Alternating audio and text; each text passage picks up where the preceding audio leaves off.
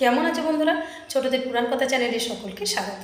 বন্ধুরা, আমি আগের একটি ভিডিওতে বলেছিলাম যে সত্যবতীর ছেলে বিচিত্রবীর্যের সাথে ভীষ্ম বিয়ে দিয়েছিলেন কাশীরাজের দুই মেয়ে অম্বিকা এবং অম্বালিকার সাথে। বিবাহের কিছুদিন পর বিচিত্রবীর্য যক্ষা রোগে আক্রান্ত হন এবং মারা যান। বিচিত্রবীর্য যখন মারা যান তখন তিনি ছিলেন অপুত্রক। সত্যবতী পড়লেন মহাচিন্তায়। তাহলে কি কুরুবংশ ধ্বংস হয়ে যাবে? কুরুবংশের তো কোনো বংশধরই রইল না। ভীষ্ম তো প্রতিজ্ঞাবদ্ধ, তিনি কোনোদিন বিবাহ করবেন না, আর বিচিত্রবীর্য তো অপুত্রক অবস্থায় মারা গেছেন। চিন্তিত সত্যবতী ভীষ্মকে ডাকলেন, ডেকে বললেন, পুত্র, কুরুকুলের এই অসহায় অবস্থা থেকে একমাত্র তুমিই বাঁচাতে পারো। ভীষ্ম বললেন, মা, তোমার বাক্য বেদ বাক্য, মা তুমি আমাকে কি করতে বলো? তখন সত্যবতী বললেন, তুমি আমার কারণেই প্রতিজ্ঞা করেছিলে যে কোনোদিনই বিবাহ করবে না। আমি বলছি তুমি সেই প্রতিজ্ঞা তুলে নাও, তুমি বিবাহ করো, সংসার করো এবং এই কুরুবংশের বংশধর আনো।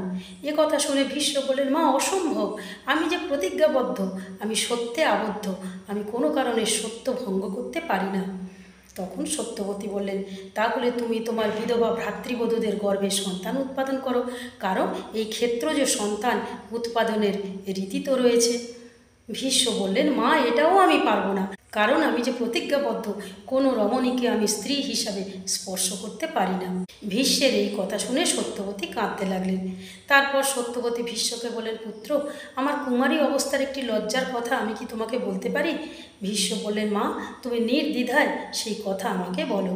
তখন সত্যবতী বললেন যে ছোটবেলায় আমার গায়ে মাছের গন্ধ ছিল, কারণ মাছের পেট থেকে আমার জন্ম হয়েছিল। আমার পিতা আমাকে বলেছিলেন কোনো মুনি ঋষির সেবা করতে। মুনি ঋষি যদি সন্তুষ্ট হয়ে আমার গা থেকে মাছের গন্ধ দূর করার আশীর্বাদ দেন।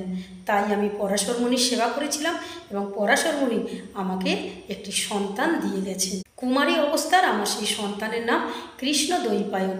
আমার পুত্র জন্মের পর আমাকে বলেছিল কোনোদিন যদি আমার দরকার পড়ে আমি তাকে যেন আহ্বান করি। ভীষ্ম বললেন, মা, এ তো অতি উত্তম কথা, তুমি কৃষ্ণ দ্বৈপায়ন দাদাকে হস্তিনাপুরে নিয়ে এসো, তিনি অম্বিকা এবং অম্বালিকার গর্ভে সন্তান উৎপাদন করে কুরুবংশের বংশধর আনবেন। ভীষ্মের কাছ থেকে আশ্বাস পেয়ে সত্যবতী কৃষ্ণ দ্বৈপায়নের কাছে দূত পাঠালেন হস্তিনাপুরে আসার জন্য। বন্ধুরা, আজকের এই পর্যন্ত, পরের দিন বলবো এই কাহিনীর পরের অংশটুকু। আর আজকের কাহিনীটুকু কেমন লাগলো তোমরা লাইক কমেন্টস করে দিও। যারা এখনও আমার চ্যানেলটিকে সাবস্ক্রাইব করোনি তারা আমার চ্যানেলটিকে সাবস্ক্রাইব করে দিও।